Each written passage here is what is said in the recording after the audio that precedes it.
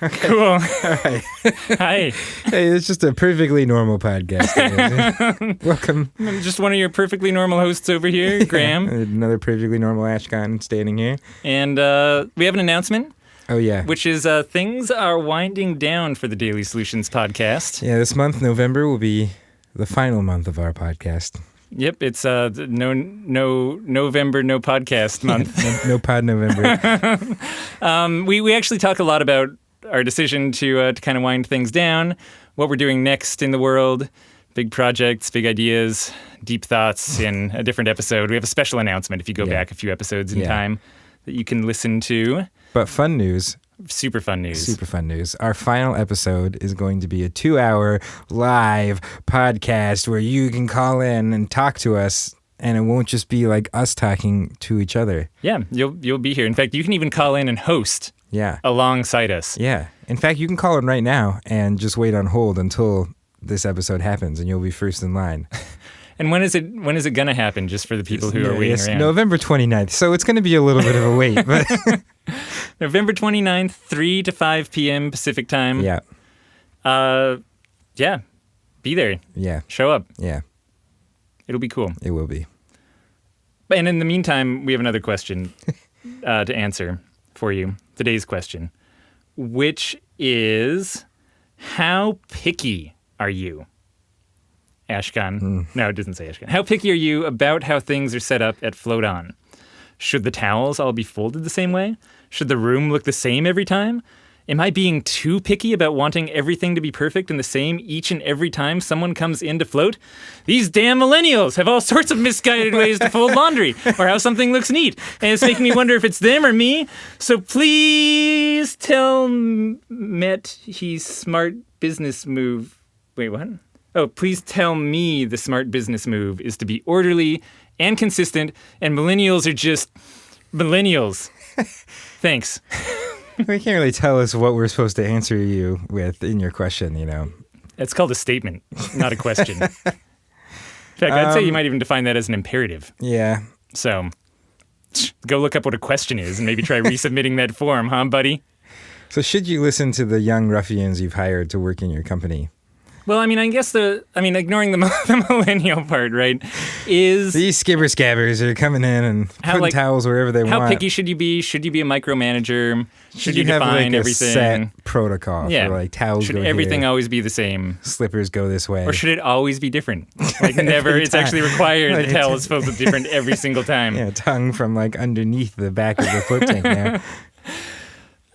Probably something in between those two. Yeah, that's what I was going to say. So... Thanks for the question. And so this is something that we have encountered. Mm-hmm. Yeah.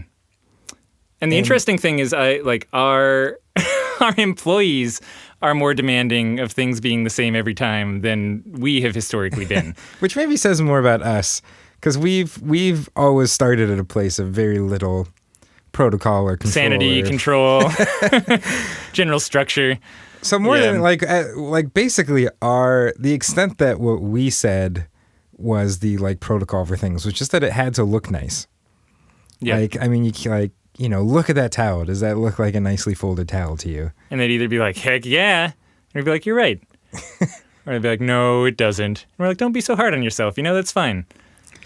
And well, after that, it like some consistency definitely came out of,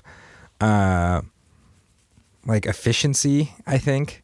Like there was a certain point where we all decided to fold our towels a certain way, and we talked about it because it was just the way that like fit best into our towel storage and allowed us to like grab them out the easiest. It allowed for 5 towels instead of 4 to be stacked vertically inside a cubby. Yeah, exactly. So like we have gotten to the point where we're all like literally having conversations about unified towel folding technique, but it was not so much out of the need for uniformity as much as it was like us trying to optimize our towel efficiency. But it got so much crazier from there. Like our staff members have had, even without us around for staff meetings, because we try to, we'll show up, but we try to leave the shop a lot to run itself. They had now when I go into the shop, on the back of our utility room door, there's a diagram of all 6 of our float tank rooms, along with where exactly everything should be placed, including the direction of the fold of the towel. And we didn't mandate any of that. Like that was all of our employees just being tired of they have a certain way to go in, and like they go into someone else's room and they're angry because the sandals are turned toe out instead of toe in towards the wall, you know? Let me tell you, the people are passionate about this stuff.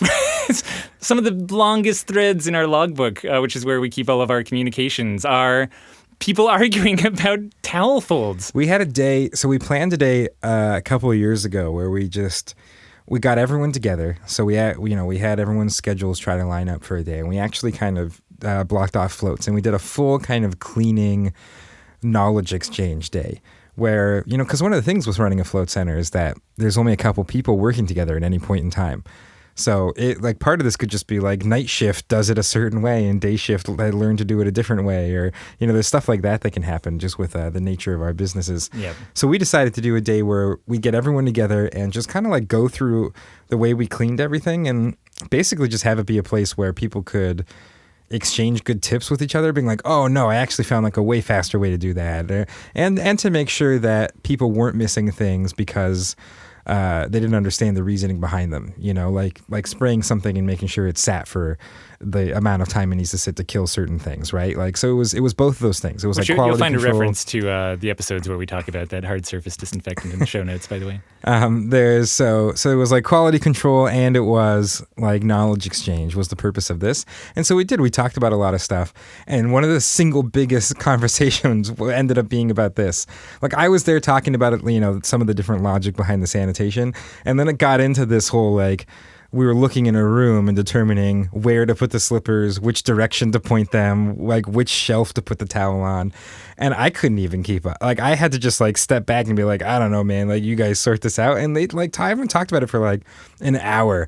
And I think people were like really, really into like their ways of doing it and exactly why the slippers had to be a certain direction. And oh yeah, there's like, this is a couple years ago, and I think there's at least 3 of our staff members who are still in that meeting. Yeah, so it's crazy. Like the amount that I think the people who are actually on the ground want some kind of uniformity might even be more than you think is the case, right? Like, and the fact that different people do things different ways might not be because they're just doing it however they want and they're lazy. It might actually be because they personally feel passionate about doing it a certain way, or they think they can set the room a little quicker if they put something here, or opening up a dialogue and getting all of your staff members in the same place and allowing them to contribute to the conversation, I think is a great thing to do here. I mean, that's really the core of it. If you're lacking a certain sense of people doing things a certain way out of apathy or them just not doing a good job, then you have a problem, and you should figure out a way to increase your protocol or in some way. And if you're not seeing uniformity because everyone believes that they are setting up their room in the most ideal, perfect way for a customer, then you have a different thing to figure out, right? Like, everyone there is really like invested in caring. And in those sorts of situations, I've always found if you kind of impose your will on people, it really kind of takes away people's motivations to care as much, and it's much better to get that feedback and have those conversations and have people feel invested in it and like they have a voice, and like it just leads to a much better sense of autonomy and responsibility, or I was going to say like satisfaction in your work. And the same thing. You were ending kind of exactly where I wanted to talk about this too, which is I think one of the most important lessons that we were just going over is when we were having this giant discussion, hour long, about which direction the sandals face and how the towel is folded. That's our staff members having that conversation.